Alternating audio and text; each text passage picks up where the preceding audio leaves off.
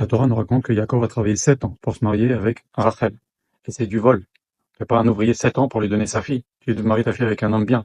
Tu devrais payer. Normalement, les pères, d'ailleurs, c'est ce que Rachel va dire à Yaakov, il dit, viens, on s'en va, il nous a traités comme des esclaves. Normalement, un père, il donne une dot. Non seulement il t'a pas donné de dot, mais il t'a fait travailler 7 ans. Pour Rachel et 7 ans pour Léa. C'est du vol, manifeste. Après, quand Yaakov, au bout de 14 ans, a dit, je vais travailler à mon compte, Lavan, pendant 6 ans, Rachid nous dit, il lui a changé de proposition, de deal, d'affaires entre eux. Tu prends les tachetés, tu prends les rayés, tu prends les bruns, tu prends les blancs. Il lui a changé 100 fois en 6 ans. Si on fait le compte, c'est à peu près une fois par mois. Une fois par mois, il lui a changé de deal. Et à chaque fois, Hachem, il a fait les choses à l'avantage de Yaakov. Donc on a Lavan, qui a fait travailler 7 ans pour Rachel, 7 ans pour Léa. C'est de la triche, c'est du vol, c'est du vol manifeste, c'est de l'abus. Ok. En plus de ça, pendant les 6 ans où Yaakov travaille à son compte, tu changes de deal pendant 100 fois. Et après, Lavan court après Yaakov, et il fouille dans toutes ses affaires. Et qu'est-ce que lui dit Yaakov? Tu n'as rien trouvé de ce qui t'appartient chez moi. Normalement, un gendre et sa femme qui vit près de chez son beau-père pendant 14 ans, eh ben, pour moi, il y a toujours des choses qui s'échangent. On s'est échangé, je sais pas quoi, une chaise, un objet. Il y a rien.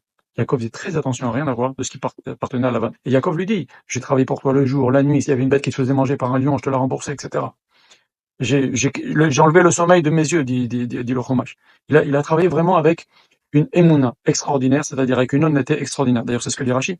Il a marqué que quand il a travaillé 7 ans de nouveau, quand il s'est marié, il a travaillé 7 ans pour Rachel, finalement il a eu Léa, il avait 7 jours de fête, et après tout de suite il s'est remarié avec Rachel, et donc en se mariant avec Rachel, il s'engage à travailler de nouveau 7 ans. Mais maintenant, les 7 années, alors qu'il s'est fait rouler, on lui a pas donné la femme qu'il voulait, il aurait pu, les 7 années qui viennent, tricher dans son travail.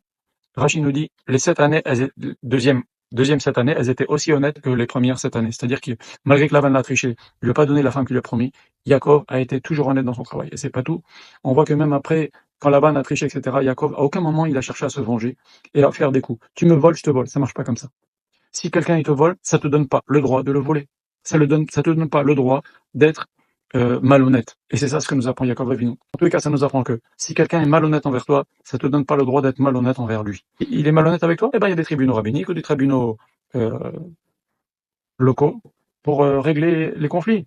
Mais ça te donne pas le droit d'être malhonnête en retour. Voilà. Ça se finit de toute façon toujours très très mal ces choses-là, Hachem Ishmael.